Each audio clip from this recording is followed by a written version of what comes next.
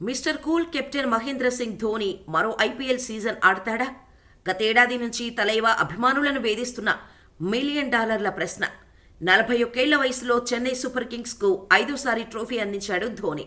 నిజానికి ఐపీఎల్ 2022లోనే తన వారసుడిగా టీమిండియా ఆల్రౌండర్ రవీంద్ర జడేజాను ప్రకటించి పగ్గాలు అప్పగిస్తే ఫలితం శూన్యం కావటంతో మళ్లీ తనే సారథిగా బాధ్యతలు చేపట్టాడు ఈ జార్ఖండ్ డైనమైట్.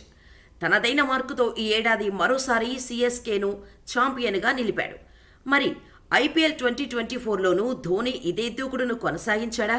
మోకాలి నొప్పి నుంచి కోలుకొని జట్టును మరోసారి ముందుండి నడిపిస్తాడా అన్నది ఆసక్తికరంగా మారింది. ఈ నేపథ్యంలో Chennai super kings CEO Kashi Viswanath కీలక వ్యాఖ్యలు చేశాడు. చెన్నైలో జరిగిన junior super kings event launch సందర్భంగా ధోని ఐపీఎల్ భవితవ్యంపై ప్రశ్న ఎదురుకాగా, నాకు ఆ విషయం గురించి తెలియదు. కెప్టెన్గా ఆయన తనంతట తానే ఈ విషయాన్ని నేరుగా అభిమానుడితో పంచుకోవాలనుకుంటున్నాడు. తను ఆడుతాడా లేదా అన్న విషయం గురించి ఇంతవరకు ఏమీ చెప్పలేదు. తను ఏమనుకుంటే అదే చేస్తాడు. ప్రస్తుతం ధోని ఫిట్గానే ఉన్నాడు. రిహాబిలిటేషన్ సెంటర్లో శిక్షణ పొందుతున్నాడు. జిమ్లో వర్కౌట్లు చేస్తున్నాడు. ఇంకో 10 రోజుల్లో ధోని నెట్స్లో ప్రాక్టీస్ మొదలుపెట్టే అవకాశం కూడా ఉంది అని కాశీ విశ్వనాథ్ తలైవా అభిమానులకు శుభవార్త చెప్పాడు.